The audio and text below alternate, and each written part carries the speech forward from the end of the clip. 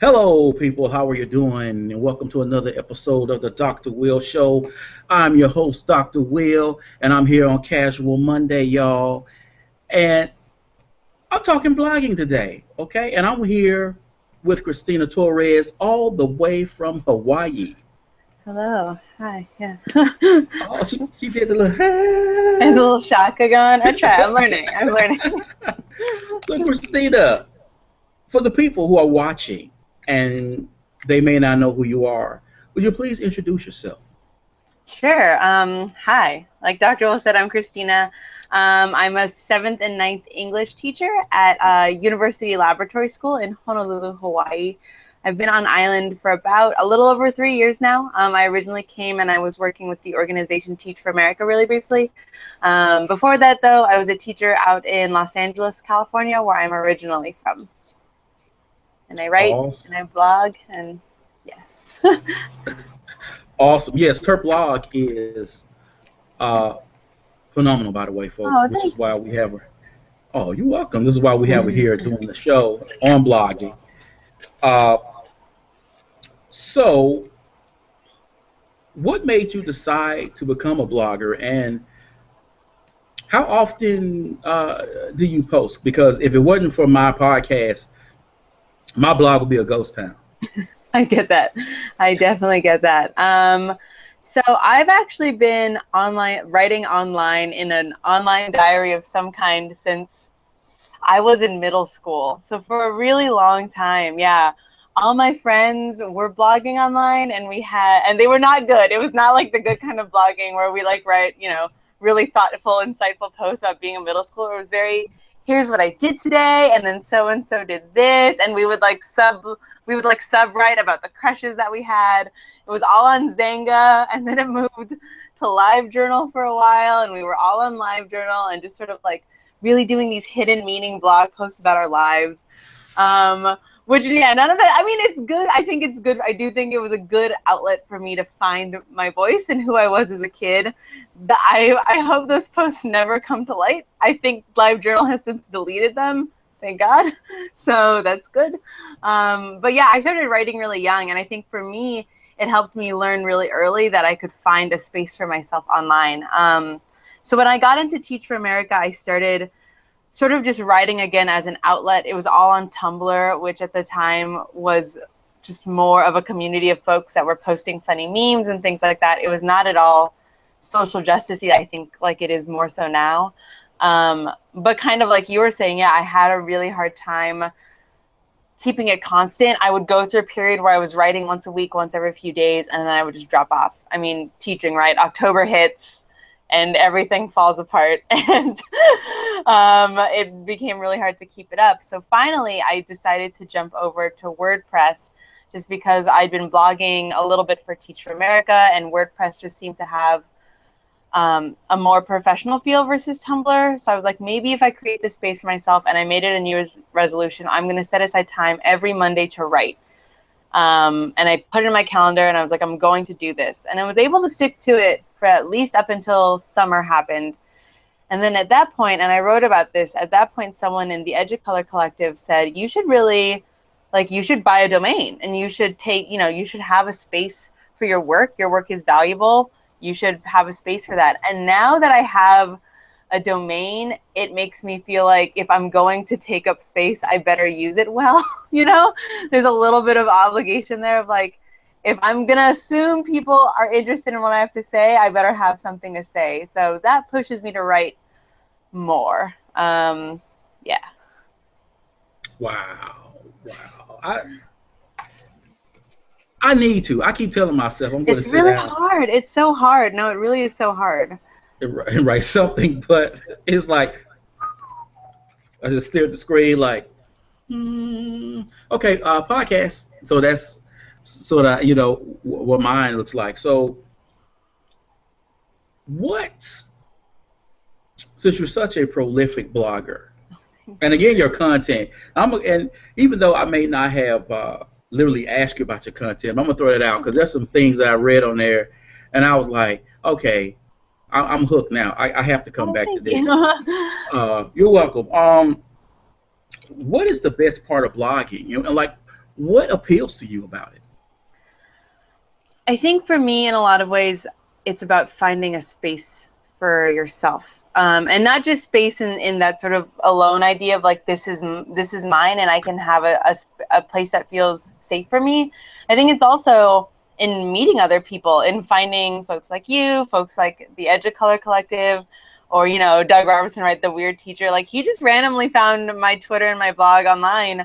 And even though, you know, there's a lot of people that I've met some of them in real life, but it's one of the great things about the internet. When used well, I think it helps people find community in spaces that are hard. I mean, if you look at a map, you can see I live 3,000 miles away from the mainland.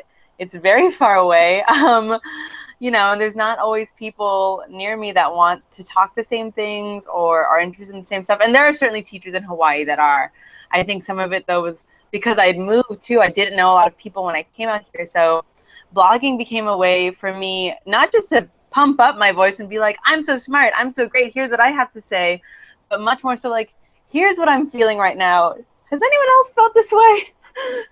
I'm not crazy, right? I feel like, especially for people of color, a lot of times it's really easy to look at something and be like, is there something weird about this? And be able to put it out and be like, I'm not crazy, right? This is wrong, right? Or this feels weird, doesn't it? Just having that space is really nice. So I think for me, that's why blogging and just the internet in general has been great.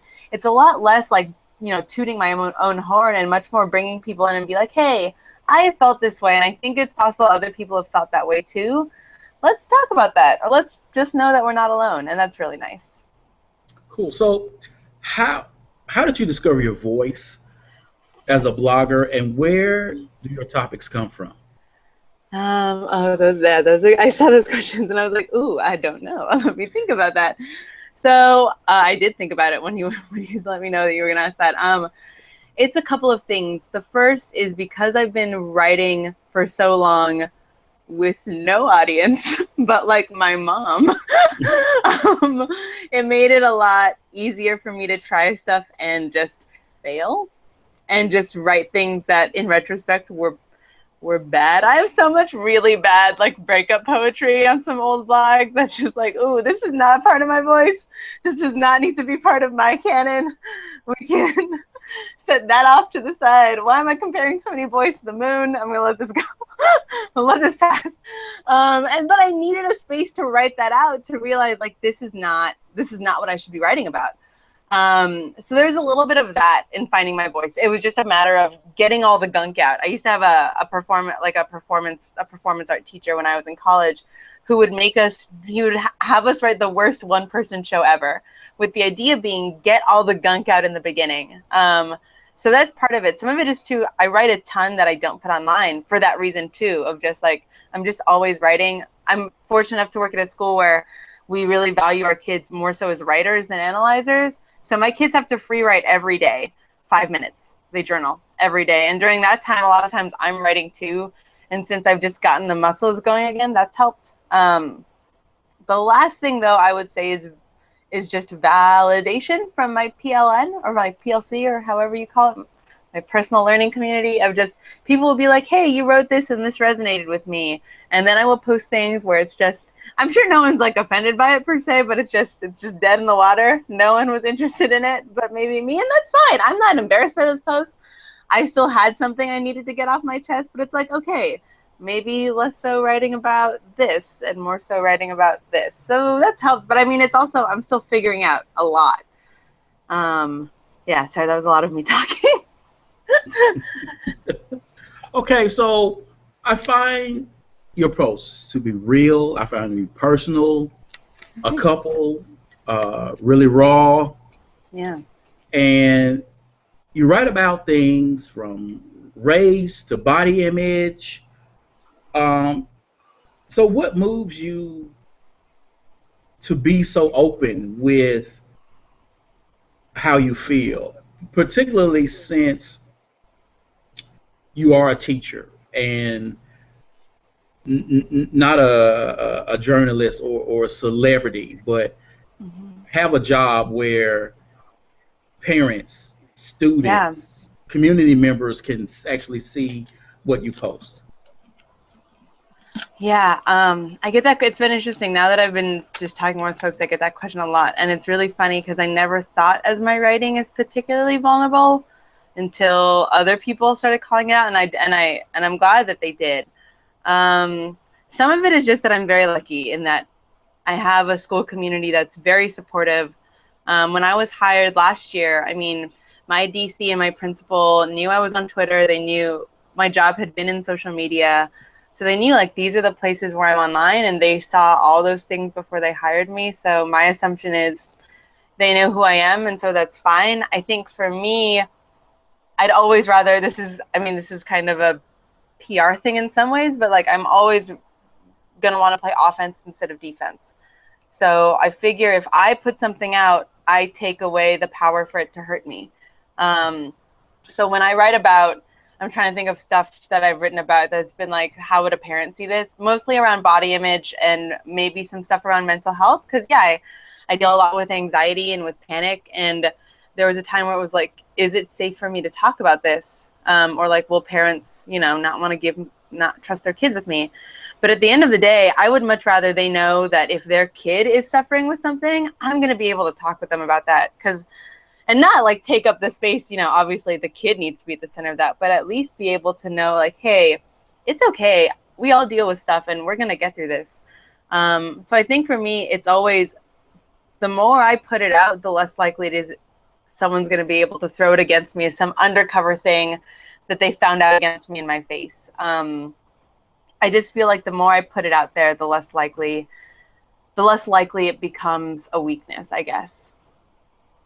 It was just for me. It's interesting because all of us are have these blogs, and different people write about different things. And Mm-hmm. um, for me, I like things that spark something in me, something Yeah. that makes me want to stay. Because if I'm chilling and I'm on my phone, uh, I don't want a how-to piece on a tool.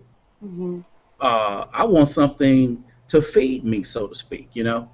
Uh, and and reading yours, but and this one particular piece, this piece right here got me going.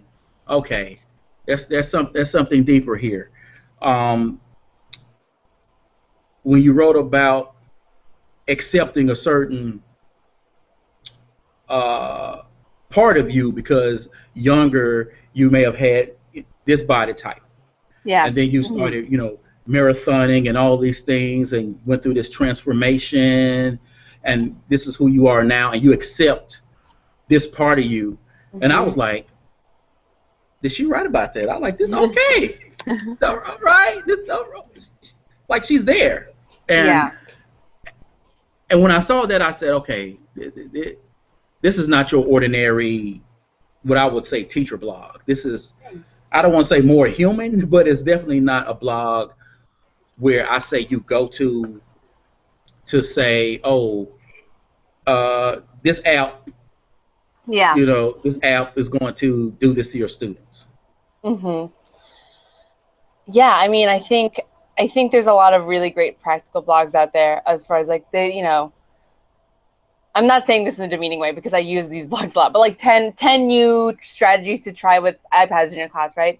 I love those blogs. I use those blogs. I think for me, actually, to be perfectly honest, I'm only going into my fourth year in the classroom. I don't feel like I have the right to tell anyone how to teach yet.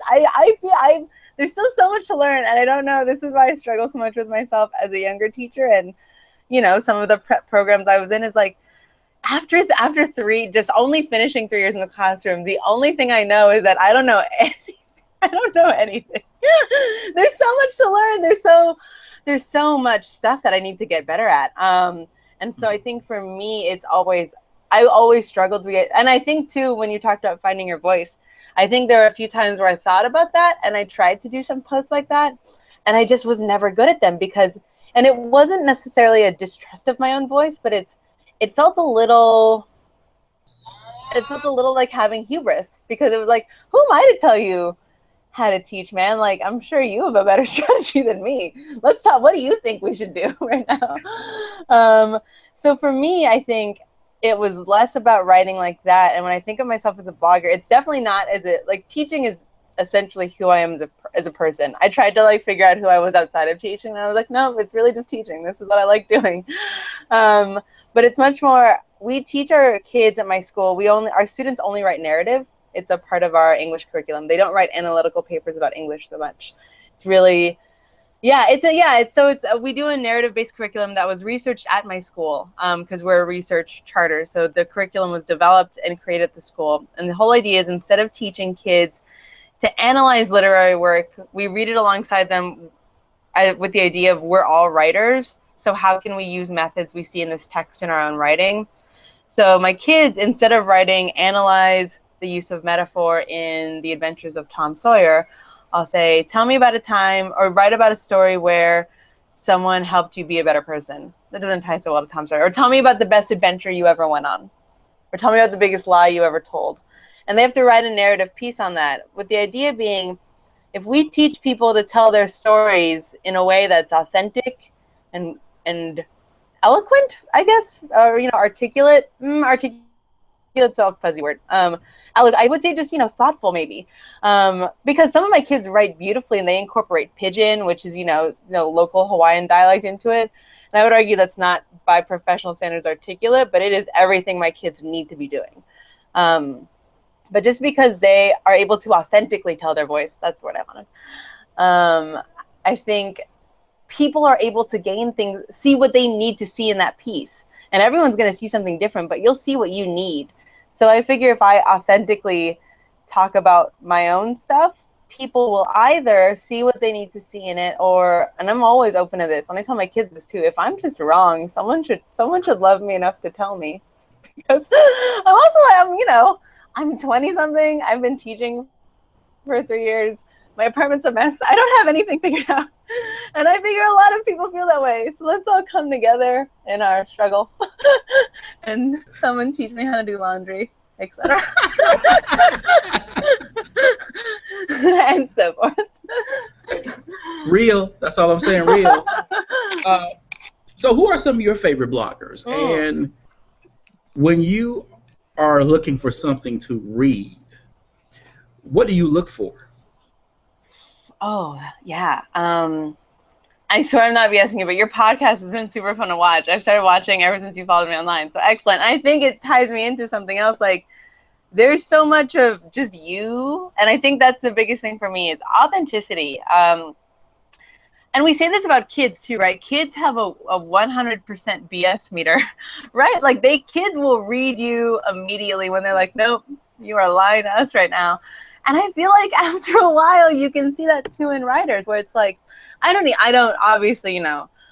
need people to put out as much or more than I put out of myself. But, I think just having an authenticity of voice is big. So the stuff that sticks for me, I mean, the folks in the Educolor Collective do some amazing writing. So that's Jose Luis Wilson at the JLV, Melinda Anderson, who's at ghostwritings.net. Audrey Waters, I think is at Hack Nation. I'll have to look up. It's her Twitter is at Audrey Waters with 2 T's. Funny Monkey, it's Bill Fitzgerald. Like, just a bunch of folks from Educolor have some great writing. That for me, it's the reason why I got into reading their stuff is because they are very much themselves. Anytime I interact with them, it's the same person.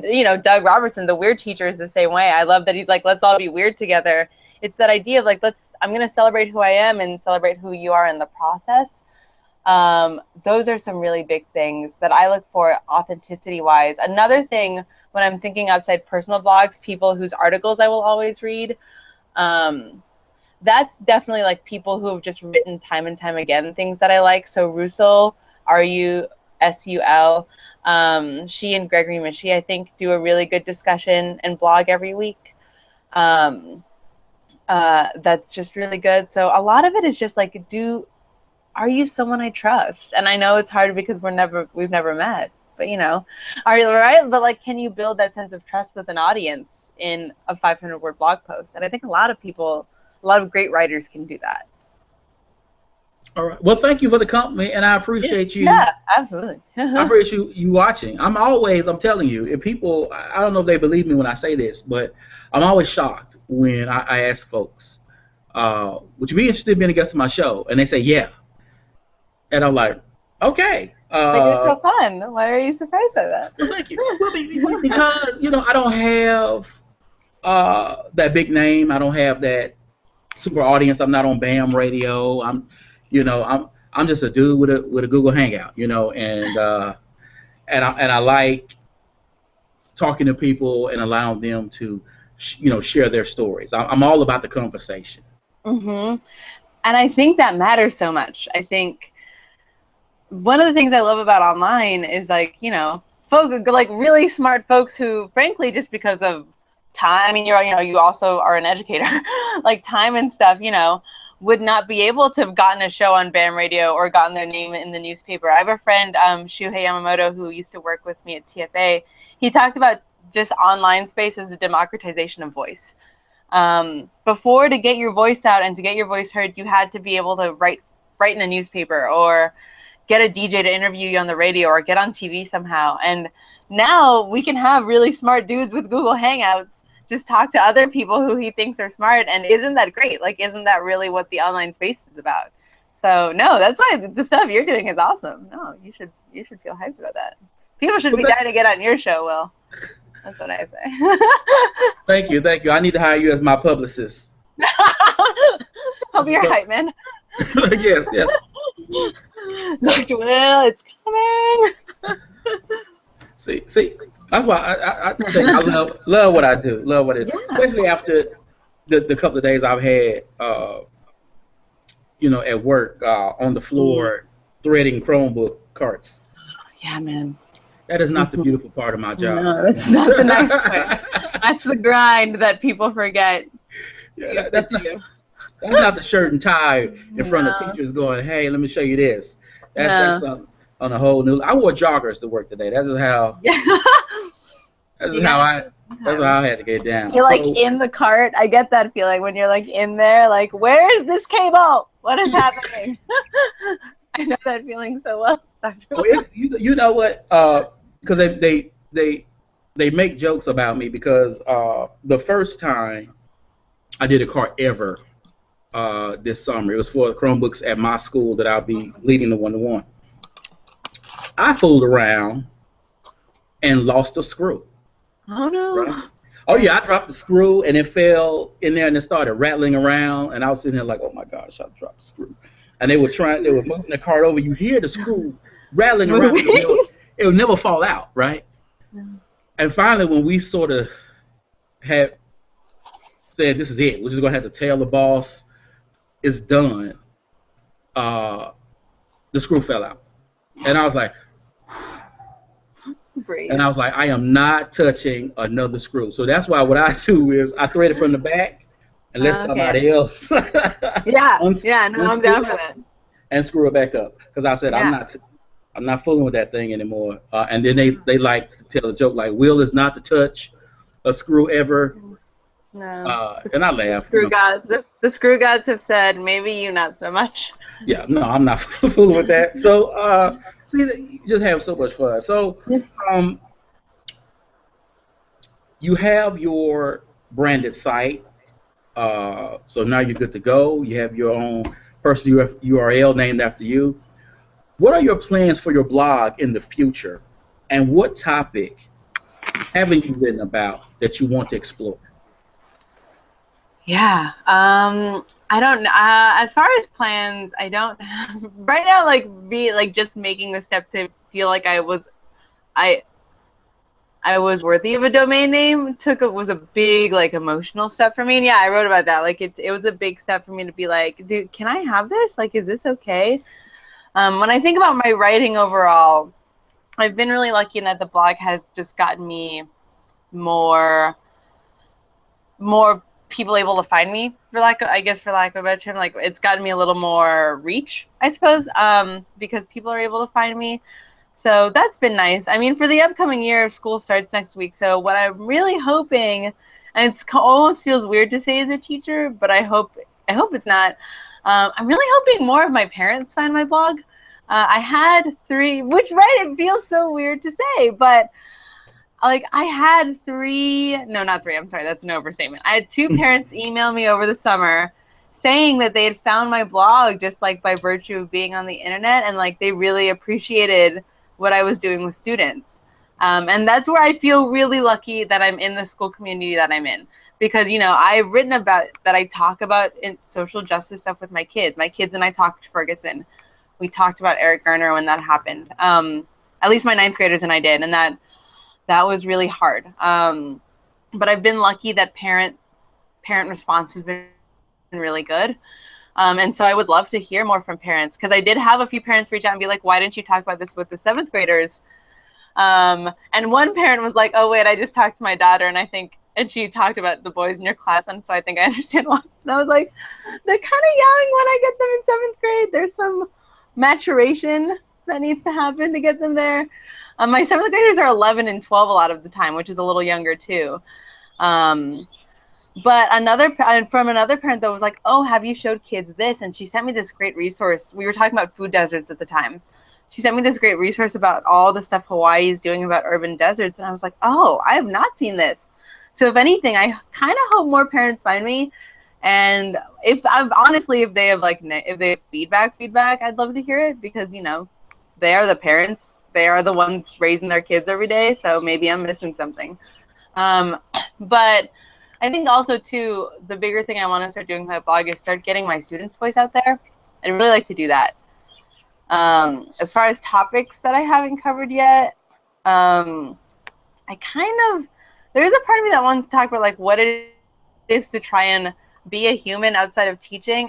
I don't know, but like, you know, trying to have a family outside of teaching. I don't know how you people with like anyone who's married or with kids is able to do this, because so much of my life is with my kids, and even, you know, my boyfriend, who is very sweet and very giving. Like, I have to make sure I make time, and there's always that worry, like, what if am I neglecting my partner? I would like to try and write about that, but I also, you know, I recognize that not everyone in my life signed up to be part of my blog. That's real, and like that's a thing where like he and I had a conversation. I probably shouldn't even go beyond this, but like he and I had a conversation where he was like, I'm not public like you are, and I'm like, you're right, you're not, and I'm not gonna force you to be, because I love you very much. But frankly, it is also a huge help to me, because having someone to bounce off ideas that comes to topics from the complete opposite of me has also made me a better writer. Like, again, I won't talk about him a ton just because he is more private, but like I read him every piece before I put it up, including the one I just put up that was a little about him.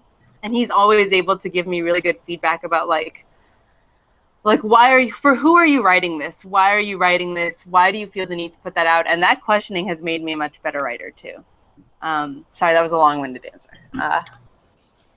Hey, again, I like folks to just be real, be themselves, as you say, authentic. You know, because I'm not that way. It's like I see teachers sometimes and at the school, and they go, "Oh, hello, Mr. Will. Oh, doctor." And I say, "Listen, as long as doctor in the check, you can call me Will." You know, like I don't. Yep. That's not a title. You know, go. Excuse me.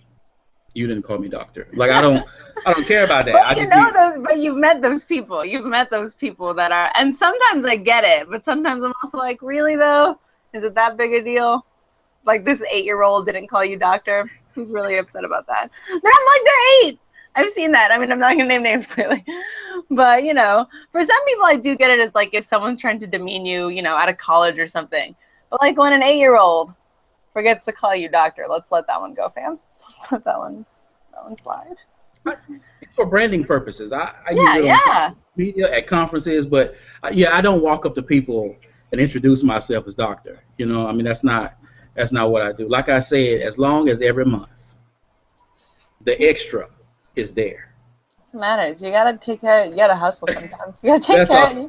That's all that bills, man. That's really what matters, right? That's all that matters to me. 8-year-old. Okay. So for those who maybe they're on Twitter and they see your your links to your blog, or they're watching the show and they're saying to themselves, I think I'm ready to take the plunge, but I'm not quite sure. What is your advice to them to sort of think about blogging, and what sort of things should they think about before they actually go fill out that, set that up where they say such and such dot blogspot.com or wordpress.com or whatever? Yeah. What should they be thinking about before that? I think the only thing I tell people to think about before just starting one is, how much of yourself are you willing to put out there? Just because once something is on the internet, you can't take it back. I don't think that's as much of a problem for teachers. I tell that more to my students, but I think it's true for anyone. And a little bit, to backtrack a little bit too, my mom's been following me on social media since I was on social media, which has made it a good touch point for like anything I post ever, my mom will see. So it's made me really thoughtful about what I put online, because I'm like, should my mom see this? If the answer is no, it probably shouldn't go online anyway, because I don't want my employer to see it. I don't want my students to find, you know what I mean? I don't have those quandaries a lot because like I sit in my apartment, and hang out. But beyond that, but yeah, just be thoughtful about like how much of yourself are you willing to give? Like, do you feel safe enough to share your name in your school? Maybe you don't, and that's fine. But just be thoughtful about that. Once that's sort of, you can always go bigger, right? You can always start anonymous and eventually reveal who you are. EduShyster, which is also a great blog, eventually revealed her identity after a while. She talks a lot about ed reform, but she'd been sort of this anonymous blogger for a while that I think a lot of people assumed was a guy based on her hobby. And then all of a sudden she was like, actually, no, here I am. And I was like, oh, hello. So just think about what you're willing to put out. Beyond that, I tend to tell folks, just try it. You don't have to publicize the link everywhere until you're ready or until you have some content. You don't have to share it until you're ready. Sometimes just knowing I have a space to post my words is a really great place to start and figure out, what am I trying to say?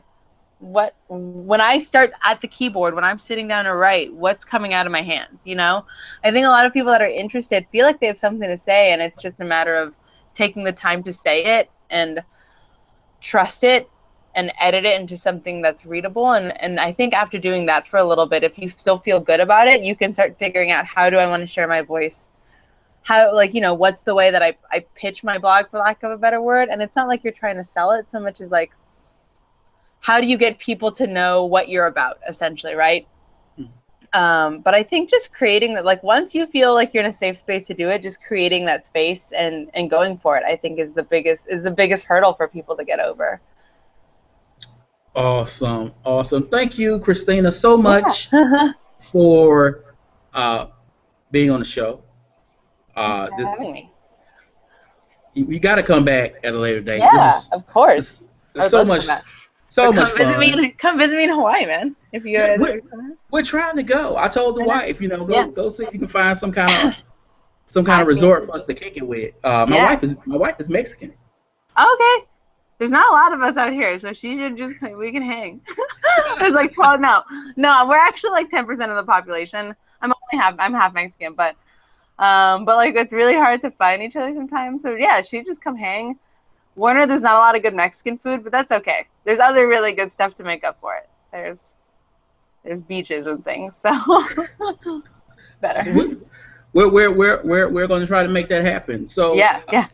Again, I thank you, and folks, thank you for watching the episode of the Dr. Will Show. As always, be you, edu, and this month for the challenge, you can write about either finding your hustle or finding your signature look. As always, I'm out. Peace.